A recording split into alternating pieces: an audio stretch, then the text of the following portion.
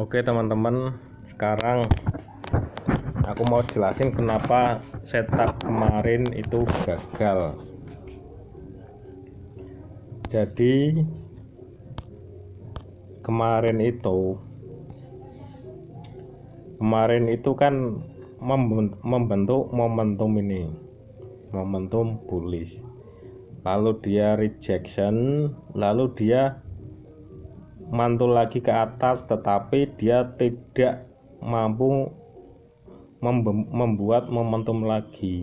Jadi dia bahkan melewati ini aja enggak, melewati support yang melewati resisten yang kemarin, yang ini juga enggak mampu.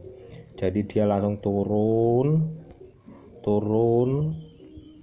Saya kira di sini dia akan naik membuat momentum lagi, ternyata gagal. Setelah itu malamnya dia malah membuat momentum ke bawah. Nah, di sini udah berarti bullish sudah tidak kuat lagi, maka pasti akan turun. Saya kira mau naik dulu bentar baru turun, ternyata enggak, langsung turun anjlok sampai bawah 3.300. Nah, ini market itu emang begitu, agak bangkai emang, suka-suka dia aja lah. Nah, sekarang di pagi ini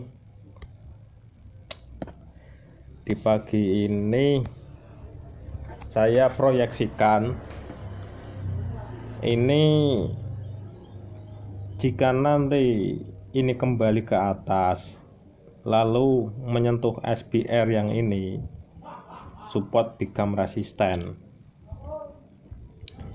maka kemungkinan dia akan bermain-main di area sini nih,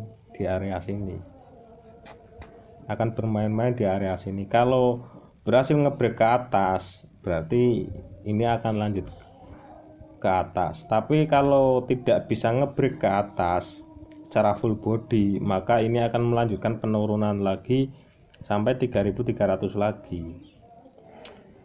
Nah, ini kenapa emas air ini selama berapa minggu ini, selama hampir 1, 2, 3, 4, hampir 5 hari, 1, 2, 3, 4, 5 terus tertekan ke bawah karena banyak faktor, terutama yang namanya perang dagang itu antara Amerika dan Eropa, Amerika dan Jepang, Amerika dan negara-negara Asia, semua mengalami kemajuan atau kesepakatan dagang. Yang tadinya Trump memproyeksikan perang dagang dengan tarif yang tinggi, ternyata tidak jadi. Jepang 15%, Uni Eropa paling berapa persen doang. Nah, itu yang menyebabkan emas terus mengalami penurunan selama 5 hari berturut-turut. Terus ini kedepannya gimana? Ini kedepannya kemungkinan penentuannya FOMC nanti malam atau besok, saya nggak tahu. FOMC nanti malam itu menentukan suku bunga yang akan diambil di bulan ini dan bulan-bulan seterusnya. Kalau memang suku bunga The Fed itu akan diturunkan di bulan Agustus, berarti nanti malam atau lusa itu emas akan kembali rally naik lagi. Kenapa suku bunga ini menentukan kenaikan suatu market? Karena suku bunga ini ibaratnya seperti keran air ya, bendungan.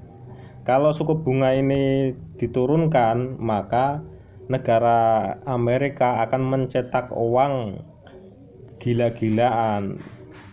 Karena banyaknya beredar uang, maka banyak pula yang investasi gitu.